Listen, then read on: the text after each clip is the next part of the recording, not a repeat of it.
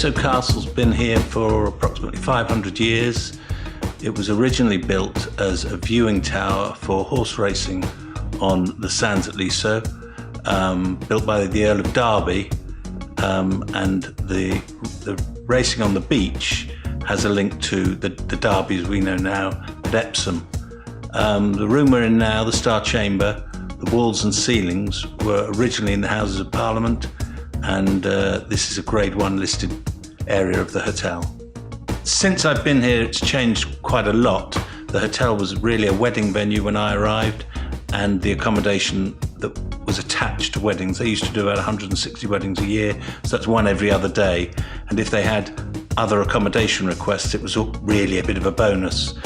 Since I've been here, I've tried to join mainstream hotels, and we now get visitors a lot from China, actually, especially this year. We've got an awful lot from China. And on Saturday, when I was in, there were two couples checking out who were here from Australia. So our market is massive. It's worldwide. We obviously get affected by the Liverpool Football Club and Norwegians, and probably Spanish in a week's time. So once you're on third-party websites, you are worldwide available.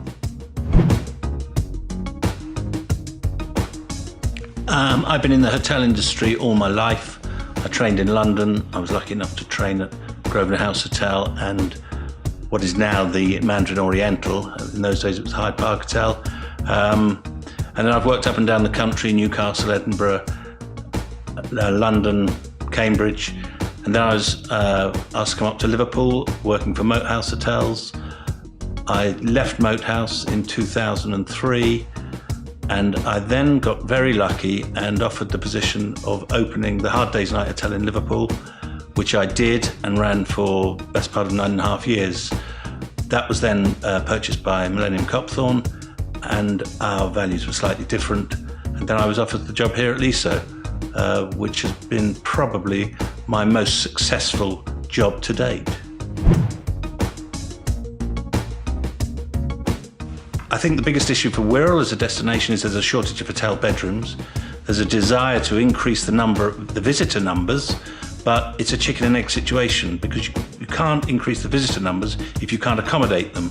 And I think it's really important that more the general public actually, because whenever there's a hotel application, it's the locals that seem to vote it down.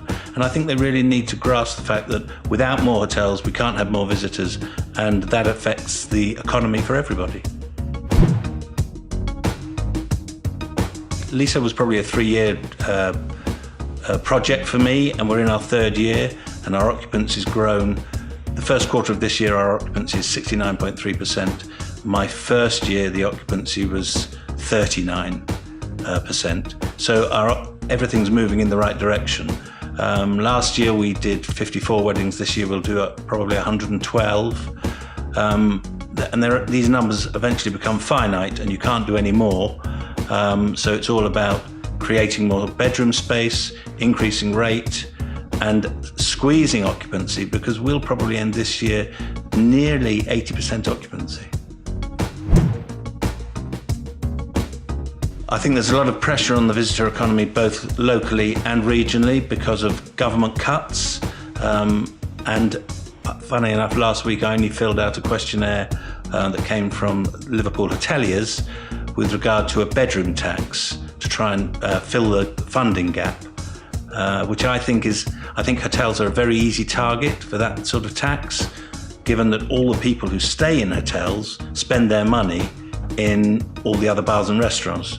But because it's much, much easier to be accurate with the taxing, with people staying in hotels, hotels are the target. In Liverpool, I don't think it really has changed. I think we've had the Giants 3 or 4 times. There's only so much one can do. But I do think that Liverpool has been very, very effective. When you consider in 2008 there were 2,300 hotel bedrooms in Liverpool. There are now some 7,700 bedrooms in Liverpool, and the occupancy in the hotels hasn't changed. So and that's at about 77%. So they've been very, very successful in maintaining the occupancy levels with a massive increase of bedrooms. I've been invited to a number of forums on Europe, Brexit, that were going to inform me what might happen, what could happen, and I, like every other business in the United Kingdom, doesn't want to know any of that. They want to know what is going to happen, and I don't believe anybody knows that at the moment.